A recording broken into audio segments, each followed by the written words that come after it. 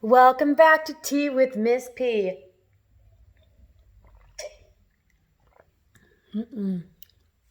Yesterday, in James and the Giant Peach, we learned about how James keeps saving the creatures.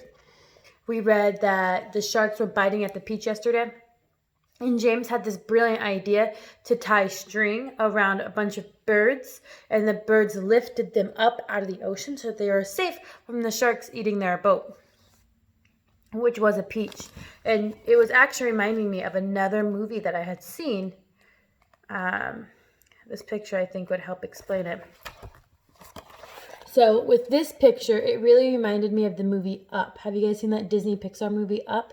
About the old man who decides to take his house all the way down to the waterfall.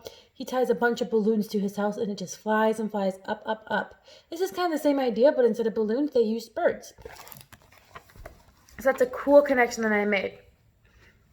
So the very last thing we read before we left yesterday is that the centipede fell off the peach as it was flying through the air, and James took a rope around him, jumped down, and saved him, and brought him back up onto the peach.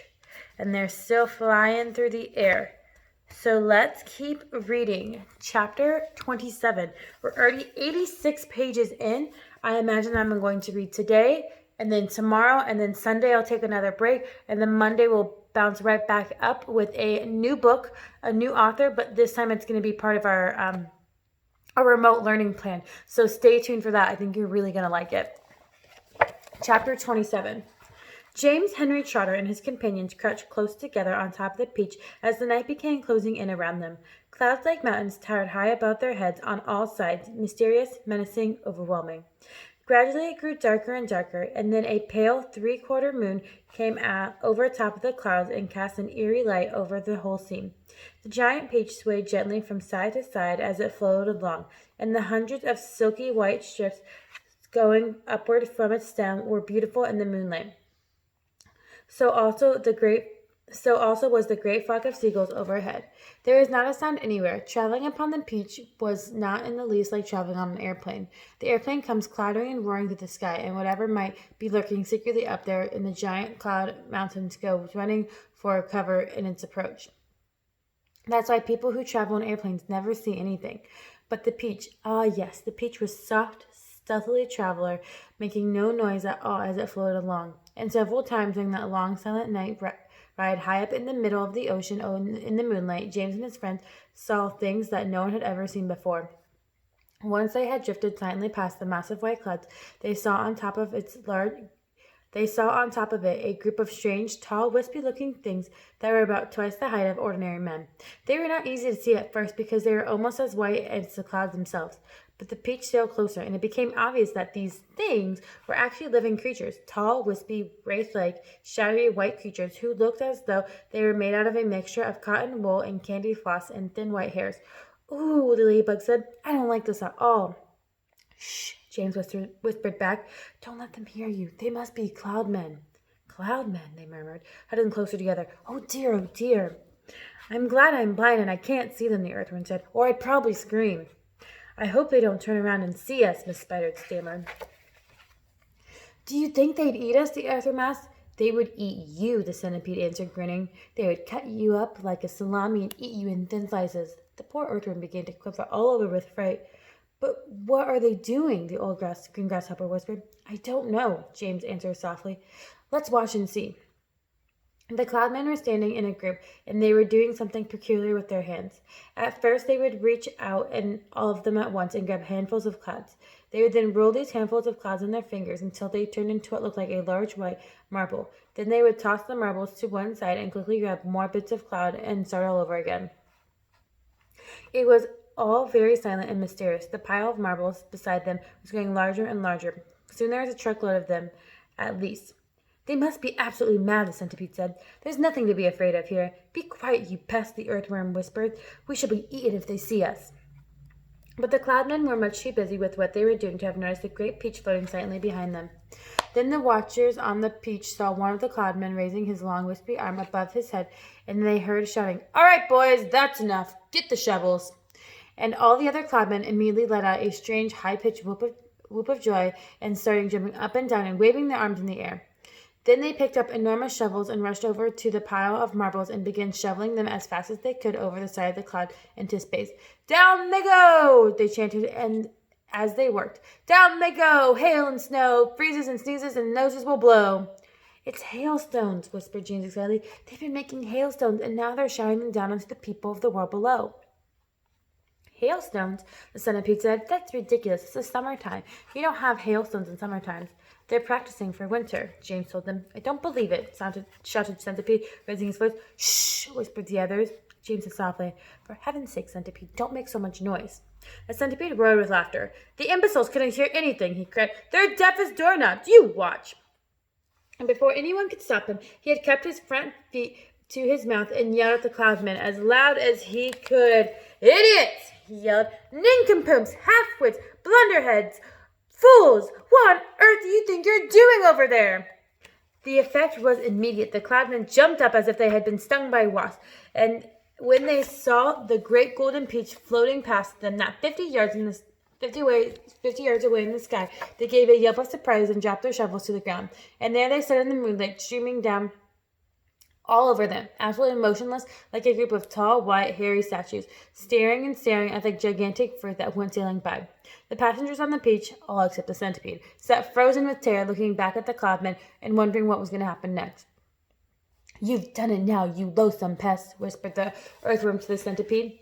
"I'm not frightened of them," shouted Centipede, and to show everybody once again that he wasn't, he stood up to his full height and started dancing around, making insulting signs at the cloudmen with all 42 of his legs. This evidently infuriated the cloudmen beyond belief. All at once they spun around and grabbed great handfuls of hailstones and rushed them to the edge of the cloud and started throwing them at the peach, shrieking with fury all the time. "Look out!" cried James. "Quick, lie down, lie flat on the deck." It was lucky that they did. The large hailstones can hurt you as much as a rock or lump of lead if it's thrown hard enough. My goodness, how those cloudmen could throw! The hailstones came whizzing through the air like bullets from a machine gun.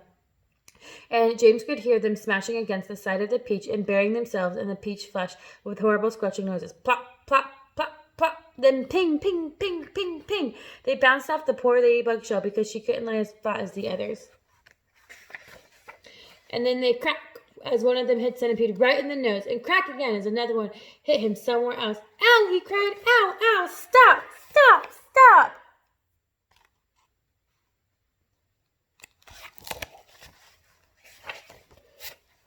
But the cloudmen had no intention of stopping. James could see them rushing about on the cloud like a lot of huge hairy ghosts, picking up hailstones from the pile, dashing to the edge of the cloud, hurling the hailstones at the peach, dashing back again to get more. Then, when the pile of stones was gone, they simply grabbed handfuls of cloud and made as many more as they wanted, and much bigger ones now, some of them as large as cannonballs. "Quickly!" cried James. "Down the tunnel, and we'll all be wiped out." There was a rush for the tunnel entrance, and half a minute later, everybody was safely downstairs inside the stone of the peach, trembling with fright and listening to the noise of the hailstones as they came crashing to the side of the peach. "I'm a wreck," grinned the centipede. "I'm wounded all over." "Serves you right," said the earthworm. "Would somebody kindly look and see if my shell is cracked?" the ladybug said. "Give us some light," shouted the old green grasshopper. "I can't," wailed the glowworm. "They've broken my bulb." "Then put in another one," the centipede said. "Be quiet a moment," said James. "Listen, I do believe they're not hitting us anymore." They all stopped talking and listened. Yes, the noise had ceased. The hailstones were no longer smashing against the peach. "We've left them behind. The seagulls must have pulled us away from danger." "Hooray! Let's go up and see." Cautiously, with James going first, they all climbed back up the tunnel. James poked out his head and looked around. "It's all clear," he said. "I can't see them anywhere." Chapter 28. One by one, the travelers came out again on top of the peach and gazed carefully around. The moon was still shining as brightly as ever, and there were still plenty of shimmering cloud mountains on all sides. But there were no cloudmen in sight right now. "The peach is leaking," shouted the old green grasshopper, peering over his side. "It's full of holes and juice is dripping out everywhere." "That does it," cried the earthworm. "The peach is leaking. We shall surely sink."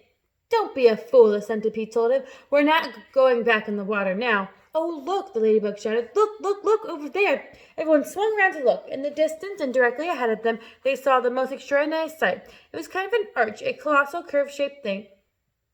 They reached high in the sky and came down at both ends. The ends were resting upon a huge flat cloud, and it was as big as a desert. Now, what in the world is that? Asked James. It's a bridge. It's an enormous hoop cut in half. It's a giant horseshoe standing upside down. Stop me if I'm wrong, murmured the centipede, going on with his white face. But might those not be cloudmen climbing all over it? There was a dreadful silence. The peach floated closer and closer. They are cloudmen. There are hundreds of them, thousands, millions. I don't want to hear about it, shrieked the poor old blind earthworm. I'd rather be in the end of a fishhook and use its bait than come up against those creatures again. I'd rather be fried alive and eaten by a Mexican, wailed the old green grasshopper. Please, quiet, whispered James. It's our only hope. They crouched very still on top of the peach, staring at the cloudmen. The whole surface of the cloud was literally swarming with them. There were hundreds more above, climbing up what looked like a monstrous, crazy arch. But what is that thing? Whispered the ladybug. And what are they doing on it? I don't care what they're doing, the centipede said, scuttling over to the tunnel entrance. I'm not staying up here. Goodbye. The rest of them are too frightened or too hypnotized by the whole affair to make a move. Do you know what? James whispered. What? They said what? That's an enormous arch.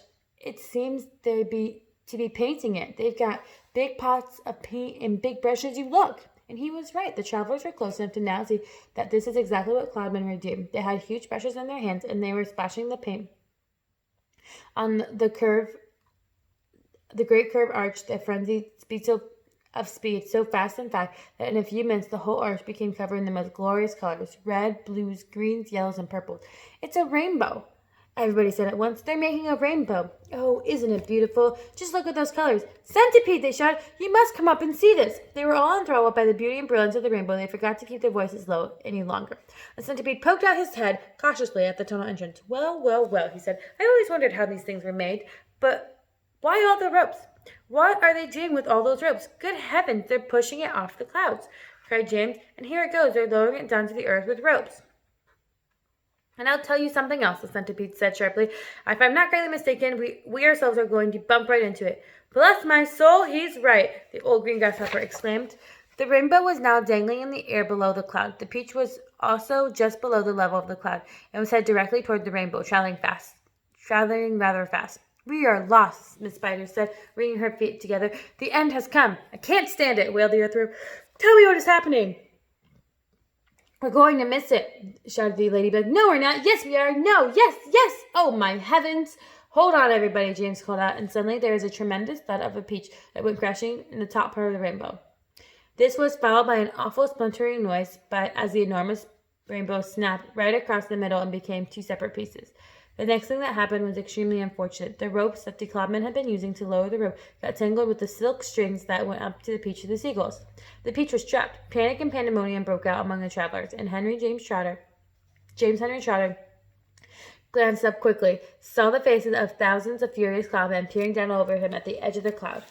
The faces had almost no shape at all because of the long white hairs that covered them. There were no noses, no mouths, no ears, no chins. Only the eyes were visible in each face, two small black eyes glinting through the hairs. Then came the most frightening thing of all. One cloudman, a huge, hairy creature, must have been 14 feet tall at least, suddenly stood up and made a tremendous leap off of the side of the cloud, trying to get all of the silk strings above the peach. James and his friends saw him go flying through the air above them, his arms outstretched in front of him, reaching for the nearest string. They saw him grab it and cling to it with his hands. Oh, excuse me.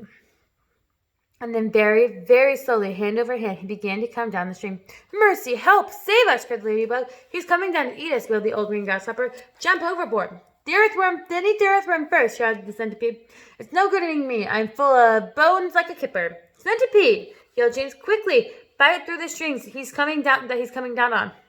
The centipede rushed over to the stem of the peach and took the silk string in his teeth and bit through it with one snap of his jaw. Immediately far above them, the single seagull who had been seen to come away from the flock and go flying with a long string from its neck. The clinging desperately to the end of the string, shouting, cursing, fearing, was a huge hairy cloudman. Up he went, swinging across the moonlit sky, and James Henry Trotter watched him with delight, saying, My goodness, he must weigh almost nothing for one seagull to be able to pull him like that. He must be all hair and air. The rest of the cloudmen were so flabbergasted to see one of their company carried away by his hand that they left all the ropes they were holding They let go of all the ropes they were holding, and then, of course, down went the rainbow, both of the halves together, tumbling toward the earth below. This freed the Peach, which at once began sailing away from the terrible cloud.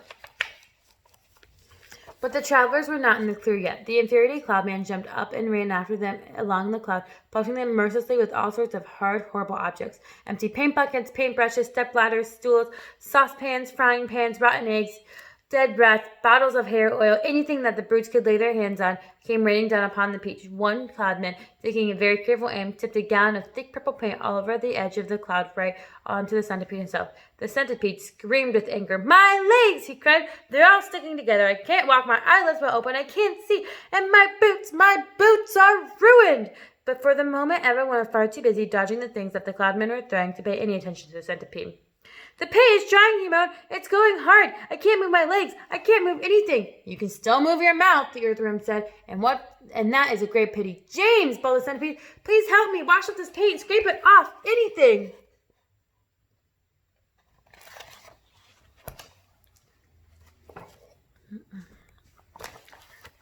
Chapter 29.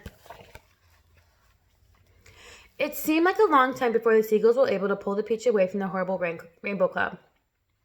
But they managed at last, and everybody gathered around the wretched centipede and began arguing about the best way to get the paint off his body. He really looked like a sight. He was purple all over, and now the paint was beginning to dry and harden. He was forced to sit very stiff and upright, as though he were encased in cement, and all 42 of his legs were sticking straight out in front of him like rods. He tried to say something, but his lips wouldn't move. All he could do now was make a gurgling noise in his throat. The old green grasshopper reached out and touched him very carefully on the stomach. "But how could it possibly have dried so quickly?" he said. "It's rainbow paint," James answered. "Rainbow paint dries very quick and very hard." "I detest paint," Miss Spider announced. "It frightens me. It frightens me of Aunt Spiker and the late Aunt Spiker, I mean, because the last time she painted the kitchen ceiling, my poor darling grandmother stepped into it by mistake when it was still wet, and she was stuck there. And all through the night we could hear her calling, saying, 'Help, help, help!' It was so heartbreaking to listen to her. But what could we do? Not a thing until the next day when the paint had dried. And then, of course, we all rushed over to her and calmed her down and gave her some food. Believe it or not, she lived for 6 months like that, upside down on the ceiling, with her legs stuck permanently to the paint. She really did. We fed her every day. We brought her fresh flies straight from the web. But on the 26th of April last, Aunt Sponge, the late Aunt Sponge, happened to glance up at the ceiling, and she spotted her. 'A spider!' she cried. 'A disgusting spider! Quick, fetch me the mop with the long handle.' Then, oh, it was so awful. I can't bear to think of it." Miss Spider wiped away a tear and looked sadly at Centipede. "You poor thing," she murmured. "I do feel sorry for you." "It'll never come off," the earthworm said brightly. "Our centipede will never move again. He will turn into a statue, and we shall be able to put him in the middle of a lawn with a bird bath on top of his head." "We could peel him like a banana," the old green grasshopper suggested. "Or rubbing him with sandpaper," the ladybug said. "Now, if we stuck out our tongues," the earthworm said, smiling a little for perhaps the first time in life, "if he stuck out really far, then we could catch a hold of it and start pulling. If we pulled hard enough, we could turn him inside out, and he would have a new skin." There was a pause while the others considered this interesting proposal. "I think," James said slowly, "I think that the best thing to do—" Then he stopped. "What was that?" he asked. "I heard a voice. I heard someone shouting." Chapter 30. They all raised their hands listening. Shh! There it is again. But the voice was too far away for them to hear what it was saying. "It's Cloudmen!" Miss Spider cried again. "I just know it's Cloudmen. They're after us again." "It came from above," the earthworm said, and automatically everybody looked upward. Everybody except Centipede, who couldn't move. "Ouch!" they said. "Help me! Mercy! We're going to catch it for the first time." For what they now saw, swirling and twirling directly overhead, was an immense black cloud, a terrible, dangerous, thundery-looking thing that began to rumble and roar even as they were staring at it. Then, from high up the cloud, the faraway voice came down to them once again, and this time very loud and clear. "On with the faucets!" it shouted. "On with the faucets! On with the faucets!" 3 seconds later, the hole underneath of the cloud seemed to split and burst open like a paper bag. Then out came the water They saw it coming. It was quite easy to see because it wasn't just raindrops. It wasn't just raindrops at all. It was a great solid mass of water that might have been like a lake or a whole ocean dropping out of the sky on top of them. And down it came, down, down, and down, and down, and down, crashing first onto the seagulls and then into the Peach itself, while the poor travelers shrieked with fear, frantic for something to catch a hold of. The peach stem, the silk strings, anything they could find, and all the time the water came pouring and roaring down upon them, bouncing and smashing and sloshing and slashing and swashing and swirling and surging and whirling and gurgling and gushing and rushing and rushing.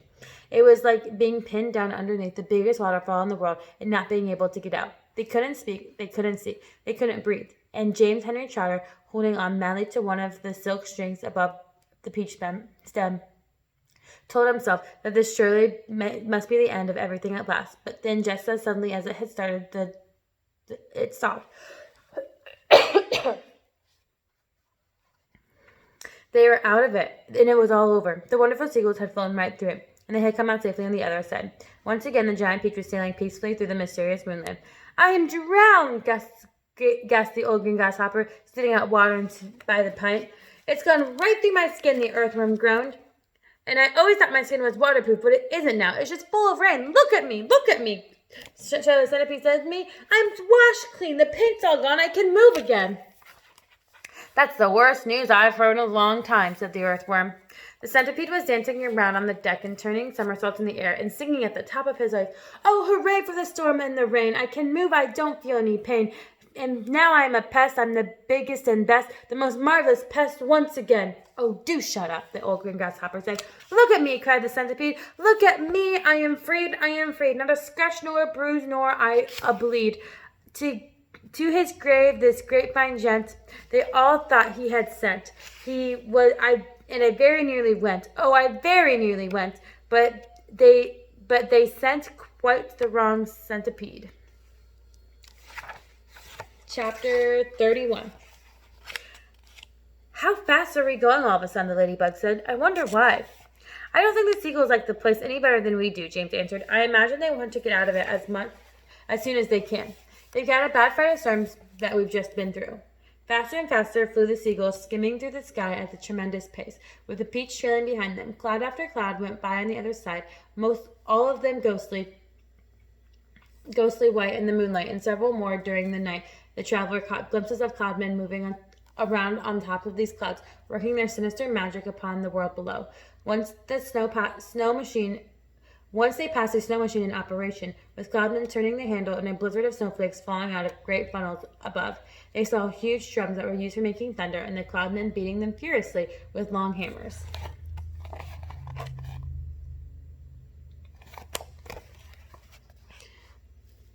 They saw the frost factories and the wind producers and the places where cyclones and tornadoes were manufactured and went spinning down toward the earth. And once, deep in the hollow of the large billowy cloud, they spotted something that could have only been a cloudman's city. There were caves everywhere, running into the cloud at the entrances to the caves, and the cloudman's wife were crouched over little stoves with frying pans in their hands, frying snowballs for their husbands' suppers. And hundreds of cloudman children were frisking around all over the place, shrieking with laughter and sliding down the billows of the cloud on toboggans. An hour later, just before dawn, the traveler heard a soft, whooshing noise above their head, and they glanced up and saw an immense gray bat-like creature sweeping down toward them out of the dark. It circled round and round the peach, flapping its great wings slowly in the moonlight and staring at the travelers. Then it uttered a series of long, deep, melancholy cries and flew out into the night. "Oh, I do wish morning would come," Miss Spider said, shivering all over. "It won't be long now," James answered. "Look, it's getting lighter over there already." They sat in silence and watched the sun as it came up slowly over the rim of the horizon for a new day. All right, and that's where I'm going to stop today. Let's see. We only have